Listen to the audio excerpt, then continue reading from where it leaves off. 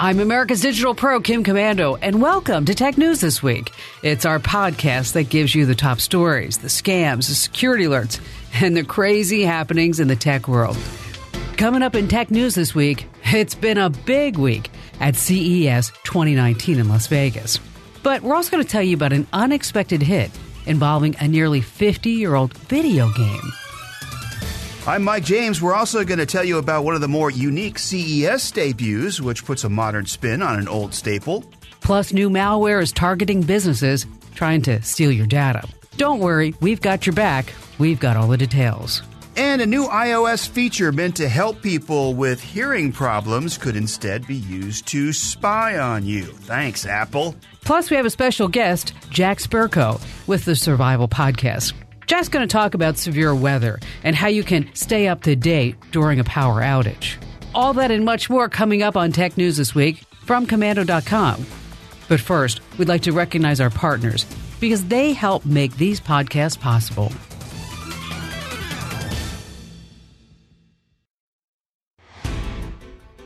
Well, it's been a big week at CES. We've seen smart cars, smart robots, even big, massive TVs, and a TV that rolls up. But one of the bigger hits actually looks pretty fun. It was crowdfunded also. Remember the video game Pong? Of course, everybody remembers the video game Pong.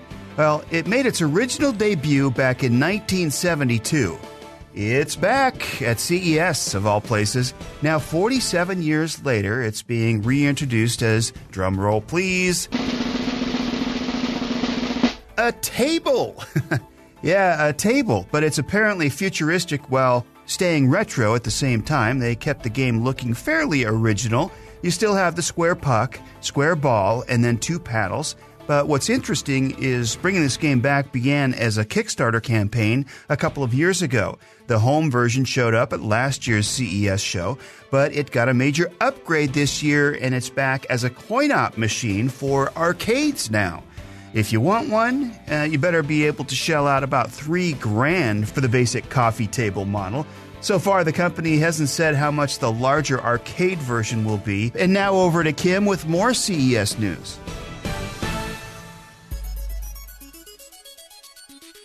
The tried and true ice cooler. It's been a staple of backyards, garages, and campsites for decades. But apparently, it's time for a tech refresh. Like this teched-out cooler that made its debut at CES 2019 this week. And it's one that looks like it's ready for deployment to the ISS. Varion's new Rova electric cooler holds a couple of dozen cans. But that's what a lot of coolers do. What makes this one stand out, it's supposed to keep everything cold for up to 10 days with ice. Yes, that's all thanks to its lithium-ion battery pack and a built-in compressor. And get this, on the outside, you'll find a built-in LED display, 3 USB ports, a wireless charging pad for compatible smartphones, and of course, a run-of-the-mill 110-volt standard outlet. And what would it be without an accessory rack? Yes, it's also weather-resistant. It's going to go on sale this summer, but get ready. You're going to have to shell out at least, $800. It sounds like a lot, but who would have thought people would spend $500 on a cooler with no bells and whistles that only keeps things cold for a few days? Yeti did. Remember when we just wanted a cooler that would actually keep our ice, our beer, our wine cold? Maybe one day we'll have conversations with a cooler. They'll just have to add Alexa to that. Hey, if you have an iPhone, a new feature rolled out in iOS 12 that was meant to help the hearing impaired and instead could be used to spy on you. The Live Listen feature allows people with hearing problems to hear what's coming into their iPhone's microphone through their AirPods. The sensitivity can be adjusted through the phone, even be turned way up, and here's where the concerns come in. The AirPods can work up to 50 feet away and through walls. So if someone enables Live Listen on their iPhone, they could sneakily leave their phone in another room and then use their AirPods to eavesdrop on whatever private conversation might be happening from pretty far away. And the Live Listen feature can also be controlled by an Apple Watch. Even though iOS 12 was released nearly 4 months ago, chatter about this feature's potential spying capability only started making waves recently. So if you see a carefully placed iPhone hiding in plain sight, you might want to watch, the words you say about whoever's phone that could be. Just ahead, the seemingly never-ending government shutdown can also lead to, unexpected frustrations on your phone. But right now, let me tell you about one of our partners at Capterra. Can you believe it's been 30 years since the World Wide Web was invented? And I bet some of you are still using that old, outdated software. Come on, get with the program. Set yourself up for success with new software for your business at Capterra.com. As America's digital pro, I get asked all the time, what's the best software for my business? And I do refer people to Capterra.com. And here's the reason why. Capterra is the leading free online resource to help you find the best software solution for your business and discover what you need to make an informed decision. You can search more than 700 specific categories of software, everything from project management to email marketing to even yoga studio management software. So join millions of people who use Capterra each month to find the right tools for their business. Visit Capterra.com/Kim today to find the right tools to make 2019 the year for your business. Once again, that address, Capterra.com/Kim, Capterra.com/Kim. Well, there seems to be no end in sight for the government shutdown, and it could lead to extra frustrations through your phone. One of those agencies that is closed right now is the Federal Trade Commission, and, of course, they're responsible for the Do Not Call registry and list. And with the registry down, you know what that means. Robocalls, telemarketers, scammers, and other types of unwanted calls can come right on through. One Florida resident told NBC affiliate WPTV that her phone has been bombarded with dozens of calls since the shutdown began. But there are some steps that you can take once again to put an end to those annoying robocalls. Just visit either the iOS or Google App Store and you'll find a lot of apps meant to stop these types of calls. Also, make sure that you check the reviews on those apps before installing any of them. Some options with solid reviews include Truecaller for iPhones and Android, and then Call Blocker for Android phones. Some blockers are also specific to carriers like AT&T and T-Mobile. Those apps could do things like identify fake callers, ID numbers, manage or block unwanted calls, even identified numbers known for fraud. We've got additional information if you do want to look at stopping all those crazy robocalls. Just go to commando.com and look up robocalls. We already have internet-connected cameras, locks, and thermostats. Coming soon, your internet-connected oven will look at your calendar and suggest recipes based on how much time you have and what's inside your fridge. Your kitchen faucet will dispense the correct amount of water for a recipe. And that glass on the oven door, it's also a camera, so you can zoom in and see if your meal is ready without opening the oven door. Your range hood is a flat-screen TV with dual cameras, so you can ask Grandma how long she bakes an apple pie. And gone is the familiar buzz that the clothes are done in the dryer. You'll get an alert on your phone or TV. CES is not about today. It's the future tech that we'll use in 3 to 5 years. Well, more cyber crooks are trying to steal money and your data again, using a phishing email again, and some new malware again. Since November, a pretty prolific hacking group has been giving hackers new malware that installs a backdoor on Windows PCs, and they're going after businesses like banks and retailers. It starts out as a dreaded phishing email, except these are pretty basic and only ask that you open documents related to bank transfers. They've been sending these out thousands at a time, and once someone does click on it, the crooks then have remote access to your computer. The malware is called Serve Helper, and it comes from the cyber crime group TA505, which has been responsible for some of the larger cyber attacks over the past couple of years. Once that malware does take hold of your PC, it can hijack user accounts and other information. Oh yeah, it also installs even more malware called Flawed Grace, which then gives even more control to the remote hackers. Because they're targeting banks and retailers, it appears their main goal is stealing money, but that could also involve taking credentials and other sensitive data. So that good old rule of thumb, do not click on any links or attachments from addresses that you don't know, stays true. And of course, stay away from those links even if it looks like it's coming from a real company. We have plenty of resources on how to identify and protect yourself from phishing emails and other types of cyber attacks. Again, at commando.com. Just take a look in the search bar. Coming up next, our special guest, Jack Spirko from the Survival Podcast. Jack's going to be here to talk to us about keeping your family safe when severe weather causes a power outage. And right now, a quick thank you to our amazing partners who help make this podcast possible. Apple has a massive ad running at the world's largest tech trade show happening right now in Las Vegas. I love Apple products, but the ad is a big fat lie. Apple doesn't attend CES as an exhibitor, but they sure have a presence. An ad on an entire building reads, "What happens on your iPhone stays on your iPhone." Okay, your phone uses carriers and sites and data gets transferred. Apps have access to all kinds of things on your phone. And go ahead, ask actress Jennifer Lawrence about those naked pics on her iPhone that got hacked. Or Paul Manafort, who thought his WhatsApp messages were safe. Google's the default search on your iPhone, and we know they track everything. Whatever you do on any device that's connected to the internet leaks personal data. Apple, don't lie. Look what happened to Adam and Eve.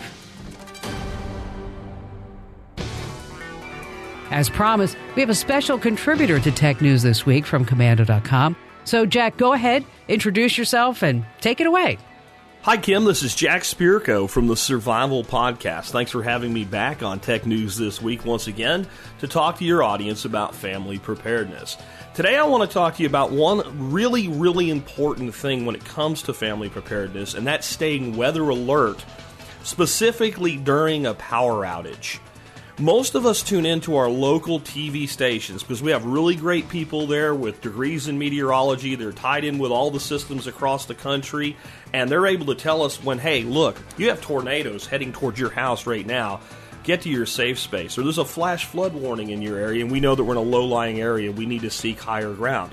Those guys are really great at that, and it works really great right up until the point where the severe weather itself knocks down the grid and we're without power. At that point, we really need to become weather alert so that we can respond to these things, because most of the time, not all of the time, but most of the time, if we are aware of pending major weather events and we take proper precautions, we're going to get through it. Now, I want to talk to you about how we can do this. The number one way that most people do this is to rely on their cell phones. I think that's a fantastic idea, and most of the time the cellular networks do stay up. Sometimes they can go down, and we'll talk about what to do if that occurs. And they're not as good as being able to hear from your local people that tell you what's going on, that are watching radar, but they let you do that for yourself. A lot of people use the Weather Channel app. I have that on my iPhone, and I do check it from time to time. But what I have found is that the radar on it can take a really long time to load, especially over the cellular network if my data network is down due to a power outage. I don't know who your local TV providers are, but here, probably the best local weather advice comes from Fox News, and they have an app called the WAP, W-A-A-P. It's probably available in your area. You can check another affiliate if you prefer them. And I have found that they do a lot better job of keeping the speed updates of the radar so you can make your own determinations about what's coming in and what you need to do about it. And it's more tailored to you as an individual than something more generic like the Weather Channel. But with your phone, of course, even if the cellular networks are up, it only works as long as you have power to it. So keep it charged. We have rules with our cell phones here at the Survival Podcast, and one is your cell phone is always charged. You never let your cell phone run down, and if you're not using it plug it in and charge it up. Do that when you're in your car. Do that when you're at home. Do that at your office. Always keep your phone charged at all times. Then you have plenty of time in most instances for your cell phone to work. But always have a backup battery for your cell phone. There's a lot of options out there. The one that I am most fond of is the Anker, A-N-K-E-R, Astro E7. This will charge an iPhone 9 times. If you're judicious with your power usage during an outage, that will take most people well through a week with an iPhone or a Galaxy, etc. And then, of course, have a car charger. Then we need to look at backup power. Now, I can't get into all the different options for backup power, but I'm going to give you the three big ones. Just a quick overview here and how they can apply to this situation individually. Number one is a generator. I really recommend that you look at something like a Honda EU2000. It is probably the most efficient and valued generator that's out there for family preparedness. Lots of other options. What I like about the Honda is it's a gas sipper and it's very, very quiet. It's also an inverter generator, so it'll work with all of your electronics. Next up, consider getting a car inverter. People talk about having a generator, but you probably have a $30,000 to $50,000 vehicle sitting out in your front yard.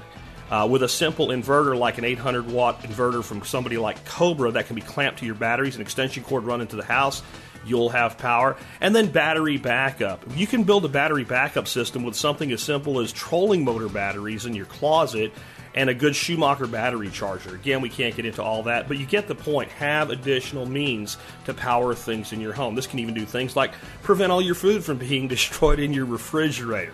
Back to the main subject. I've even built a battery backup system in the toolbox of my pickup truck. I have 2 GC2 golf cart batteries. They're wired to my alternator with a charge controller, and every time I drive my truck, they power up. That'll get interesting here in just a second. Once we have a source of backup power, we have other sources we can use for our information. Number one is your TV. Again, I still think the best information comes from your local network affiliate. These guys are paid to make sure that you are weather aware. A simple digital antenna attached to the back of your TV, change your source input, plug your backup power into it, and it really even makes sense to have a small TV. The smaller the TV, the less power it takes, the longer your backup power will work. And use that one. Have the antenna already installed. Make sure it works before you rely on it. With all things, always do that. Next, good old-fashioned AM/FM radio. And when I say old-fashioned, I'm talking about a transistor radio, the ones you used to put in your pocket before they even had things called Walkmans. They usually run on AA batteries, and they will run a long time on a set of AA batteries. Your local radio stations, find out the ones that are best for you, have it pre-tuned to it, turn it on. You really want to extend the life of that old transistor radio? Well, get yourself a set of cheap earbuds for it. Turn the volume down as low as you can and still hear it over the earbuds. It will extend the lifetime of the batteries in that radio about 3 to 4 times over playing it loud across the speaker. The biggest power draw on those radios is actually amplifying the sound for you to hear. Next, look at scanner apps. I'm really fond of one called 50 Radio Pro. Check out the different scanner apps for police scanners and first responder scanners for your device, whether it be Android, iPhone, etc.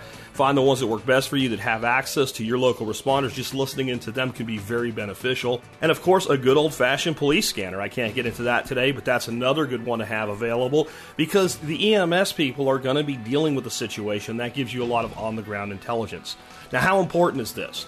Back in 2015, from December 23rd to 26th, there were 38 confirmed tornadoes. They happened right here at Ground Zero. I backed my pickup truck, plugged in my TV set, switched over to the antenna, and I was able to hear what was going on and quickly was able to assess that the line of tornadoes had indeed passed our area. We were without power for quite a few more hours, but that put us at a sense of relief. Had there been tornadoes in my area, I would have known that and been able to seek safe space. On that, one of the biggest things that you need to do with all of this, it does you no good to be aware if you don't have a plan of what you're going to do when a bad weather event happens. So, if you have a safe space for things like tornadoes or a higher level space for things like flooding, make sure when you know that pending weather is coming, and we usually do because we have great meteorologists, you clear that area out and you're ready to get access to it as quickly as possible if necessary. And remember, as I always say, PFP, plan for the puppies. If those dogs, cats, etc. need to go into those safe spaces with you, make sure they're comfortable with that and make sure you have space for them. Thanks again for having me on, Kim, and I hope this helps your audience. Remember, you can always find more about survival and preparedness at our website, thesurvivalpodcast.com. And if you're on those devices and don't want to type out all those letters, just use tspc.co. tspc.co, our short URL will take you right to our website. I'm America's Digital Pro, Kim Commando, and now you're up to date. And I'm sure you want to learn more. So listen to my other podcasts or let them come to you in the free Commando.com app, which you can get at iTunes and Google Play. Just search for KOMANDO on your favorite podcast player. And join me this weekend for my national radio show. I answer your questions about everything digital, and I'm sure you have at least a few. For the station nearest you, head over to Commando.com/radio. That's KOMANDO.com/radio.